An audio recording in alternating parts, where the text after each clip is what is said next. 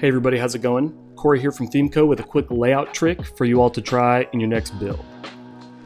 So we've all come across a situation like this in our designs where we've essentially got a big list of features that we need to have evenly distributed across a row. So in this situation, I've got 3 equal columns breaking down to 2, and then finally 1 when I get down to my smallest viewport. And most people's first inclination in a situation like this is to, of course, reach for a row, add all your columns, and then use our equal width percentage layouts. And this is totally fine. It's tried and true, and it definitely gets the job done. However, something I've really enjoyed exploring lately is using Flexbox and kind of using this idea of implicit sizing versus explicit sizing. So what do I mean by that? If we click on this custom box, you'll see in the input that we've got 3 values of 33.33% each. And each one of these values corresponds to the column over here in the layout. And this is an explicit size. We're saying this column has to always be 33.33% wide. And it works fine.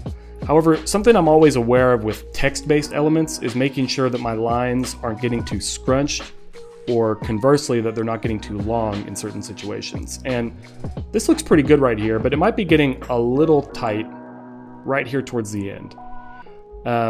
So something I like to do a lot is pop into this custom box, and instead of using these percentage values, I will use a fixed CSS unit. So I played around with this a bit earlier, and I like this value of 17 rems.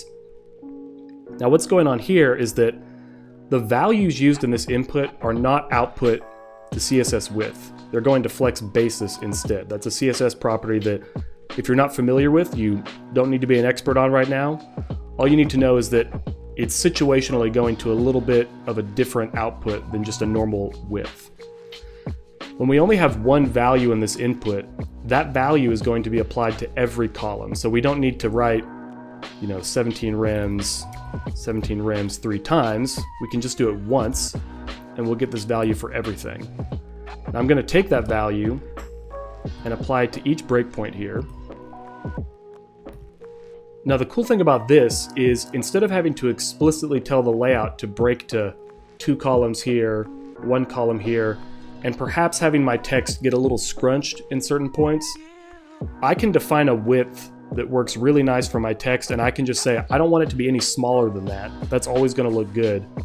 And then it will automatically size down when it runs out of horizontal space.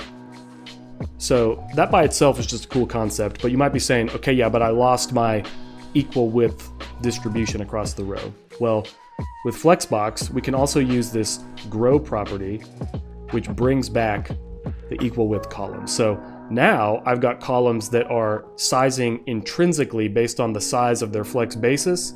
They're never going to be any smaller than that, and they're just going to automatically respond when they need to, and I don't have to tell it, hey, go to 1 column here, go to 2 columns here, and it will always look great. So you might be saying, okay, that's cool, it's pretty much the exact same thing as the other situation, but what I like about using a situation like this is that you might down the road say, okay, I like this layout, but now I want to try something like this, where my headline is to the side, and I want to put those features over here. Well, if you took this row, and you were using percentage widths, and you simply dropped it in here, you're going to have to mess around with getting those widths just right again, and resetting everything up. It's a little bit of a headache. However, since we've changed this to use our intrinsic flex basis setup, I can simply take this row, and I'm going to duplicate it. Pop up here to my layout. I'll drag this down to our second column here. And notice that it just automatically went into this new box. I didn't have to change anything, and it looks great, just like that. Now there's just a couple little changes that I'm going to make to this to make sure that it fits into this new situation good. I'm going to turn off this global container, just make sure that it's filling all of that space equally. And now you'll see that we've basically got something that is going to respond perfectly for this new situation. And this is a great example because right here we've got our heading over here, our content over here. It starts as 2 columns, actually bumps back up to 3 columns down here, sizes back down to 2, and then ultimately to 1, just like our section above. So that is a really cool thing for you all to try out.